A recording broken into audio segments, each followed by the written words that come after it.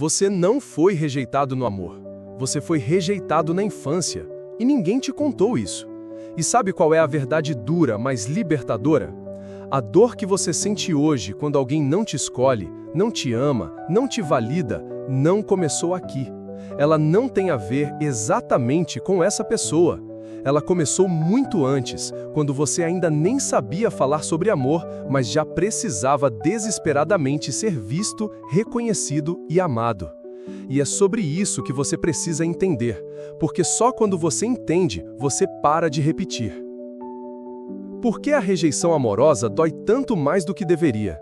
É comum ouvir pessoas dizerem que estão destruídas, que se sentem insuficientes, indignas de amor, arrasadas, quando alguém não retribui o amor, quando são ignoradas, traídas ou deixadas de lado. E talvez você já tenha se sentido assim, como se sua existência inteira fosse questionada porque alguém não quis ficar.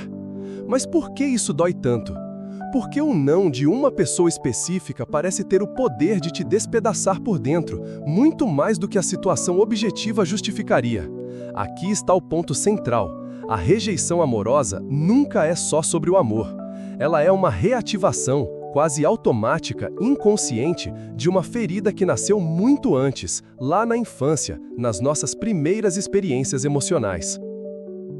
Como o amor atual reativa feridas emocionais muito mais antigas.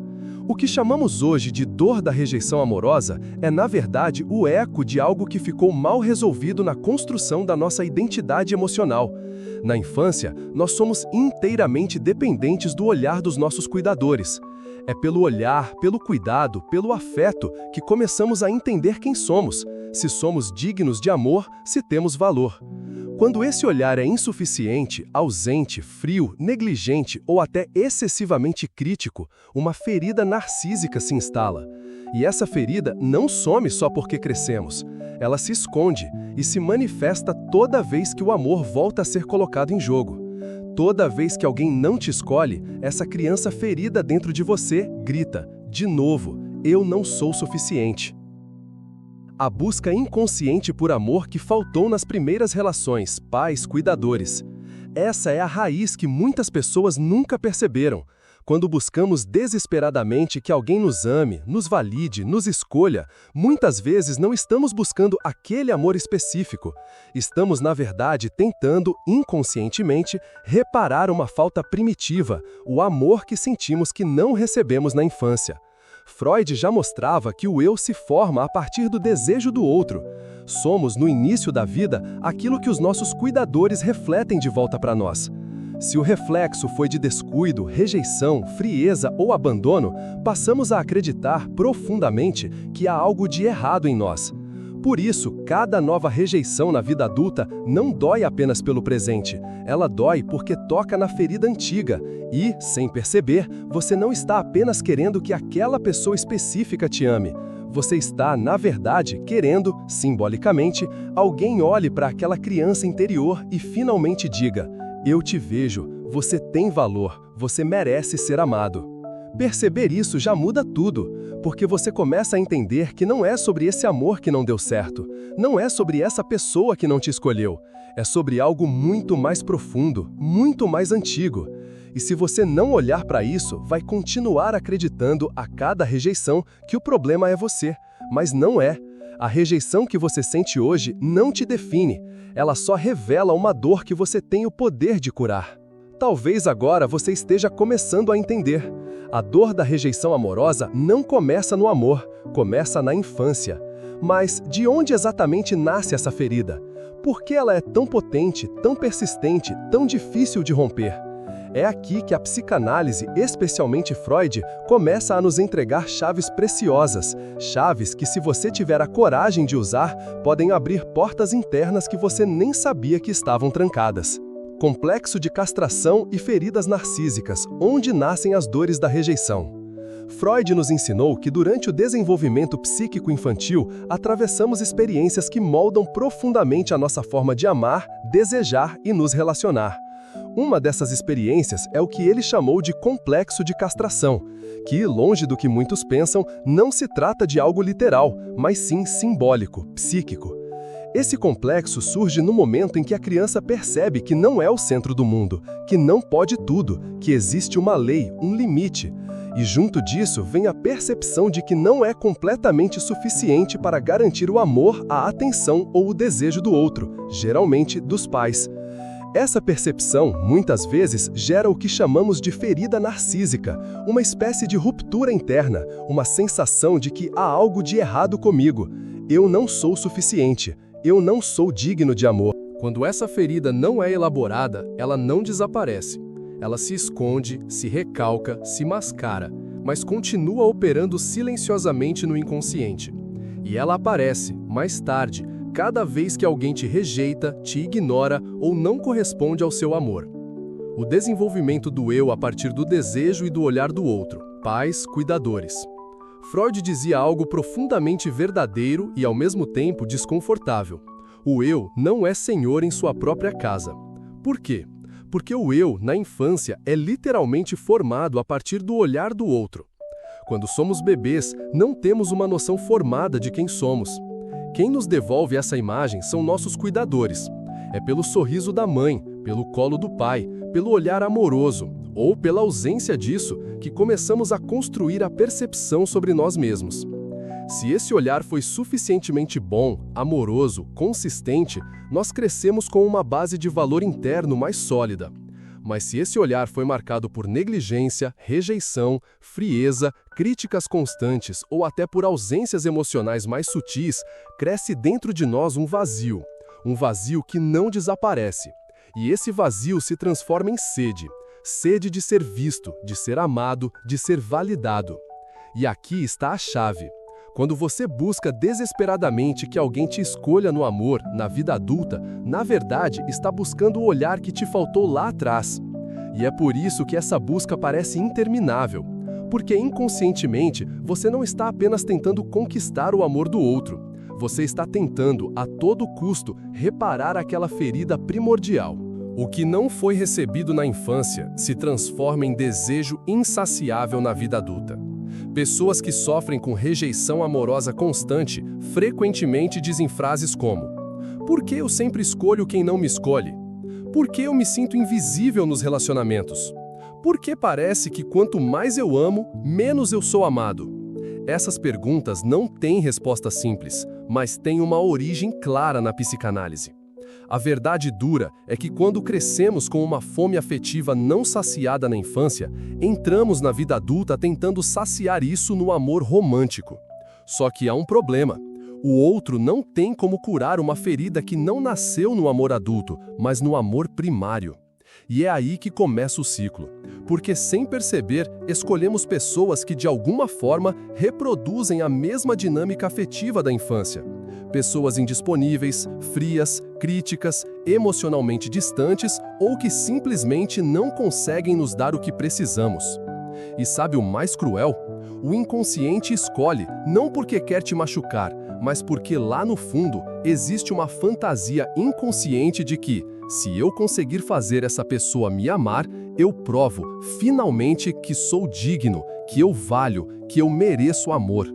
Mas essa lógica é uma armadilha psíquica, porque você está tentando resolver no presente uma dor que não nasceu no presente. E enquanto você não percebe isso, enquanto não olha para a raiz, a repetição continua. O que Freud nos ensina é claro: o que não foi elaborado, o que não foi olhado, o que não foi acolhido na infância, volta. E volta disfarçado de amor, de paixão, de desejo, mas na verdade é só a mesma dor tentando, mais uma vez, ser vista. E ela só para de bater na porta quando finalmente você decide abrir, não para o outro, mas para si mesmo. Talvez agora tudo comece a fazer mais sentido. Você não está fracassando no amor. Você não está sendo rejeitado porque não é bom o suficiente. Na verdade, você está vivendo, sem perceber, um roteiro antigo. Um roteiro que não começou neste relacionamento, nem no anterior, mas muito, muito antes. E enquanto esse roteiro estiver atuando nas sombras do seu inconsciente, ele vai continuar se repetindo. O nome disso é compulsão à repetição, e ela é implacável, até que você decida quebrar esse ciclo. Por que escolhemos pessoas emocionalmente indisponíveis ou críticas? Sabe aquela sensação de que você sempre se apaixona pela pessoa errada? Aquele padrão que se repete como se fosse um imã. Você até tenta escolher diferente, mas, no fim, se vê envolvido exatamente com quem não te escolhe? Isso não é azar, não é coincidência, e muito menos falta de sorte no amor. Isso tem uma explicação clara na psicanálise. O inconsciente busca um familiar, não o saudável. Se na sua infância o amor estava condicionado, eu te amo se você for bom, se você se comportar, se você atender às minhas expectativas, é isso que o seu inconsciente entende como amor. Se o afeto foi marcado por ausência, frieza, crítica, negligência emocional, ou mesmo por pais que eram fisicamente presentes, mas afetivamente distantes, o seu cérebro emocional gravou: amor é isso, amor é ter que lutar, amor é ter que provar meu valor. Por isso, quando você encontra alguém gentil, disponível, amoroso, muitas vezes você se sente desconfortável, entediado ou até perde o interesse. Por outro lado, quando aparece alguém distante, frio, difícil, que te deixa na dúvida se gosta ou não de você, aí sim, algo dentro acende. O inconsciente reconhece esse terreno e te lança, sem que você perceba, no velho ciclo de buscar aprovação, tentando mais uma vez ser escolhido. O ciclo da busca por aprovação e medo de abandono. Esse ciclo é cruel e extremamente desgastante. Funciona mais ou menos assim. 1. Você conhece alguém. 2. No início, tudo parece mágico, talvez até idealizado. 3. Aos poucos, você percebe sinais sutis, ou nem tão sutis, de desinteresse, frieza ou afastamento. 4. Seu medo de perder ativa. 5. Você começa a se esforçar demais, agradar demais, ceder demais. 6. O outro se afasta mais. 7. Quanto mais ele se afasta, mais você corre atrás. 8. E quando percebe, está novamente naquele lugar que é tão familiar, lutando para ser visto, para ser amado, para ser validado. E o mais perverso desse ciclo é que, no fundo, cada afastamento do outro parece confirmar aquela velha crença da infância: eu não sou suficiente, tem algo errado comigo, não sou digno de amor. A tendência a interpretar desinteresse como rejeição pessoal. Perceba como isso funciona. Às vezes, o outro simplesmente não tem espaço emocional, não está disponível, ou simplesmente não sente o mesmo. Isso, em condições saudáveis, poderia ser apenas um fato da vida, uma incompatibilidade. Mas, para quem carrega essa ferida infantil, isso não é apenas uma questão de compatibilidade, é uma questão de identidade. Se o outro não me escolhe, isso significa que eu não tenho valor. A rejeição, então, não dói só porque o outro se foi. Ela dói porque parece uma confirmação cruel de algo muito mais profundo. Aquela criança invisível, não vista, não reconhecida, está mais uma vez sozinha no quarto esperando por um olhar que nunca chega. Por isso, você não sente apenas tristeza pelo término, você sente desespero. Você não sente só saudade do outro, você sente um vazio que parece abrir um buraco no peito, como se você mesmo tivesse deixado de existir. E de fato, para essa parte ferida é exatamente isso que acontece. Sem o olhar do outro, parece que eu desapareço. Transferência amorosa, repetir no parceiro o desejo inconsciente de ser reconhecido e aceito. Na psicanálise, isso tem um nome muito claro: transferência. Transferência é quando projetamos, sem perceber, no parceiro amoroso, aquilo que, na verdade, desejávamos receber de nossas figuras parentais na infância. O namorado, a namorada, a pessoa pela qual você se apaixona, deixa de ser apenas quem ela é. Ela se transforma, no seu inconsciente, na representação daquele pai que foi distante, daquela mãe que foi ausente, daquele cuidador que não te viu, não te acolheu, não te validou. E então, amar deixa de ser simplesmente amar, passa a ser, silenciosamente, uma missão psíquica. Eu preciso que essa pessoa me escolha. Eu preciso que ela me ame. Eu preciso que ela me veja. Mas aqui mora a grande tragédia dessa dinâmica. Quanto mais você busca ser visto pelo outro, mais você se desconecta de si. E, sem perceber, você se coloca novamente na posição daquela criança que dependia completamente do amor do outro para se sentir viva, válida, existente. Esse é o momento em que você começa a perceber: meu Deus, não é sobre ele, não é sobre ela, nunca foi, é sobre mim. É sobre algo dentro de mim que ficou congelado lá atrás e que eu sigo tentando reparar no lugar errado, na pessoa errada, do jeito errado. Quando você entende que não é o outro que te rejeita, mas é a sua própria ferida infantil que está sendo reencenada, tudo muda. Porque a partir daqui, você começa a perceber que essa dor não precisa mais ser carregada sozinha. E mais, você pode sim começar a quebrar esse ciclo. Mas isso não acontece por mágica, acontece por consciência, por responsabilidade afetiva consigo mesmo e, acima de tudo, por decisão interna de não viver mais refém do passado. Até aqui, talvez você tenha começado a enxergar que o problema nunca foi você ser insuficiente, não digno ou não merecedor de amor. O problema é que você carregava uma ferida que nem era sua responsabilidade ter recebido, mas que hoje, como adulto, passa a ser sua responsabilidade cuidar, acolher e curar. E é aqui que começa a verdadeira transformação, quando você entende que não é mais aquela criança à mercê do olhar do outro. Hoje você pode, conscientemente, escolher um caminho diferente. Nomear a dor. Reconhecer que a rejeição no amor atual é um eco da infância, não um fracasso pessoal. O primeiro passo, e talvez o mais poderoso de todos, é dar nome à dor. Porque o que não é nomeado domina você desde o inconsciente. Sabe aquele aperto no peito quando alguém se afasta? Aquele desespero quando você sente que não está sendo suficiente? Ou aquele medo constante de ser abandonado, rejeitado, deixado de lado? Isso não é sobre este parceiro, não é sobre esta relação.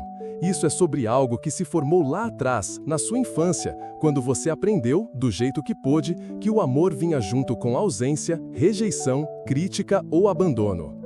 Quando você olha para isso e diz internamente: eu reconheço essa dor, eu sei de onde ela vem, e eu não preciso mais lutar contra ela como se fosse um problema meu no presente, algo começa, profundamente, a se transformar.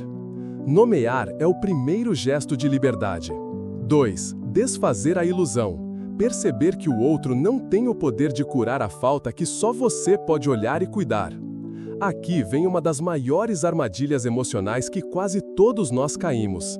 Acreditar que se encontrarmos a pessoa certa, ela vai curar todas as feridas. Ela vai preencher todos os vazios. Ela vai nos dar o amor que nunca tivemos. Mas essa é uma ilusão profundamente infantil. Porque, na verdade, não existe parceiro que possa curar o lugar do que não foi dado na infância. A falta que você sente não é uma falta atual, é uma falta simbólica. Nenhum namorado, namorada, marido ou esposa tem o poder de preencher essa ausência. Só você, como adulto, pode oferecer ao seu próprio mundo interno aquilo que ficou perdido no passado. Por isso, o segundo passo é desfazer essa ilusão de que o amor vem de fora. O amor começa e só pode verdadeiramente florescer quando ele nasce dentro. 3. Reconstruir o próprio valor.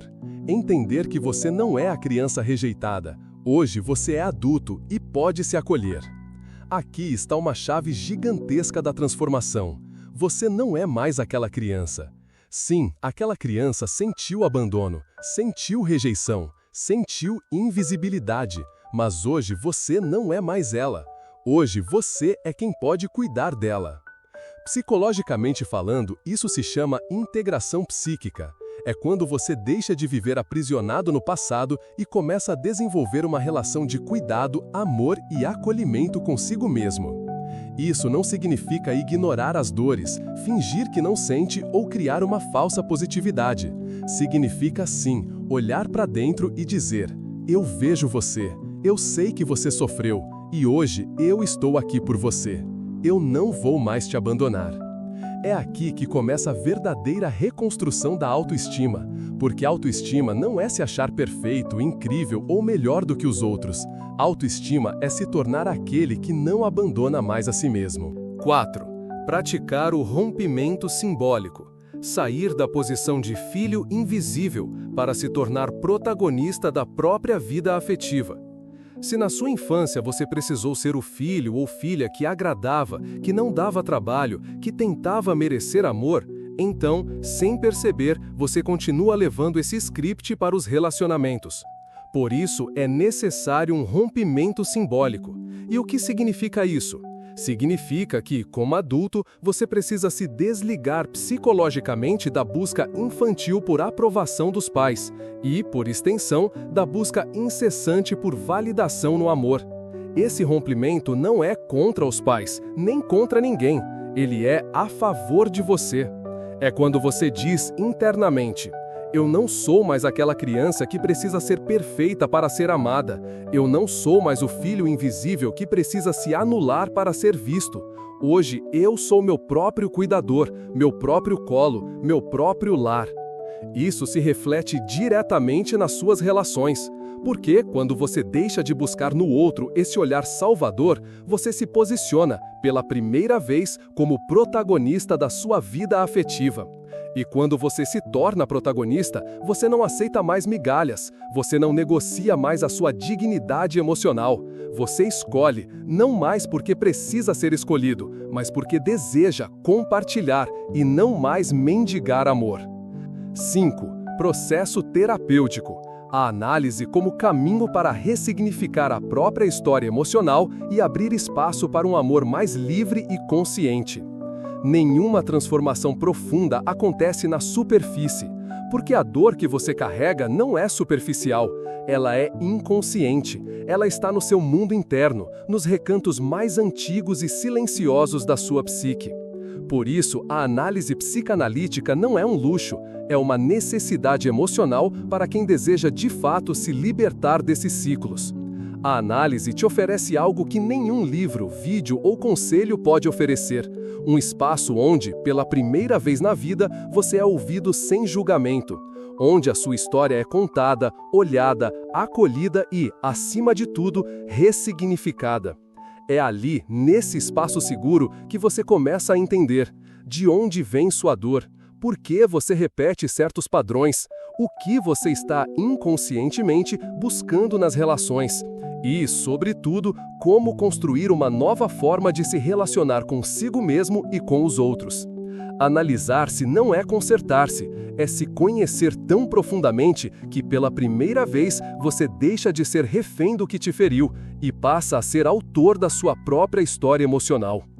Quando você escolhe esse caminho, algo muito poderoso acontece. Você percebe que não precisa mais passar a vida tentando ser amado, porque, finalmente, você descobre que o amor que faltava nunca esteve no outro. Ele sempre pôde nascer em você. Se há uma verdade que a psicanálise nos entrega, é que você não é sua ferida, você não é o abandono que sofreu, você não é a rejeição que te marcou, você não é aquela criança que um dia precisou implorar, inconscientemente, por amor, por validação, por cuidado. Você é quem pode curar isso. E talvez essa seja uma das revelações mais potentes que você possa ter na sua vida. Porque enquanto você acredita que o problema é o outro, que não te escolhe, que não te ama, que não te vê, você permanece preso no ciclo de esperar que alguém faça por você aquilo que, no fundo, só você pode fazer por si. Quando olhamos profundamente com a lente da psicanálise para essa dor da rejeição, entendemos que ela nunca foi realmente sobre o amor que não deu certo agora. Ela nunca foi sobre essa pessoa que te deixou, que se afastou, que não quis ficar. Ela é sobre uma história muito mais antiga, muito mais antiga. Uma história que começou antes mesmo de você entender o que era amor. Uma história onde, talvez, você precisou ser o filho perfeito, o filho que não chora, que não pede demais, que se comporta, que tenta merecer. Ou, ao contrário, talvez você foi aquela criança que gritou, que se rebelou, que fez de tudo para ser visto, e mesmo assim, não foi. E então, a vida adulta chega. Mas ela não chega sozinha, ela traz consigo todas as memórias emocionais que ficaram gravadas. E, sem perceber, você começa a amar do mesmo lugar onde um dia aprendeu a não ser amado. Você não precisa mais viver como essa criança ferida. Você não precisa mais viver tentando ser escolhido. Porque hoje, você pode escolher a si. Parece simples, mas é revolucionário. E sim, exige um processo. Exige consciência, exige coragem. porque olhar para dentro às vezes dói mais do que repetir o velho conhecido. Mas é uma dor que cura, uma dor que liberta. Quando você começa a se escolher, não como quem se isola, não como quem desiste do amor, mas como quem entende profundamente que eu sou o primeiro amor da minha vida, tudo muda. Você não busca mais se encaixar, você não busca mais ser aprovado, você não precisa mais ser o melhor parceiro para ser digno de amor. Porque, pela primeira vez, você percebe: eu nunca precisei mendigar amor. O amor que eu busquei no outro sempre pode nascer em mim. E sabe qual é o paradoxo mais bonito desse processo? Quando você se ama, de verdade, de um lugar maduro, integrado, acolhedor, você para de aceitar migalhas. Você para de correr atrás de quem não te vê. Você para de fazer malabarismos emocionais na tentativa de ser amado. Você se posiciona, você se reconhece, você se escolhe. E, a partir desse lugar, você constrói relações que são reflexo desse novo amor. Um amor livre, consciente, onde ninguém precisa ser salvador de ninguém. Talvez essa seja uma das maiores liberdades emocionais que um ser humano pode conquistar. A liberdade de não depender mais de ser escolhido. Porque quem se escolhe, quem se acolhe, quem se ama de forma madura e consciente, nunca mais volta para o lugar de quem mendiga migalhas emocionais. E se, no fim das contas, a verdadeira revolução emocional da sua vida for perceber que você não é sua ferida, que você não é seu passado, que você não é a rejeição que sofreu, e que, de agora em diante, você é quem pode construir o amor que sempre buscou nos outros, dentro de você? Se esse conteúdo fez sentido para você, se em algum momento você se sentiu tocado, se sentiu visto, então eu te convido a continuar essa jornada de autoconhecimento comigo. Curte esse vídeo, se inscreve no canal, compartilha com alguém que você sabe que precisa ouvir isso. Aqui, a gente fala de psicanálise aplicada à vida. Aqui, a gente fala de amor próprio, não como frase de efeito, mas como construção, como processo, como libertação real. Porque você não é sua ferida. Você é quem pode curá-la.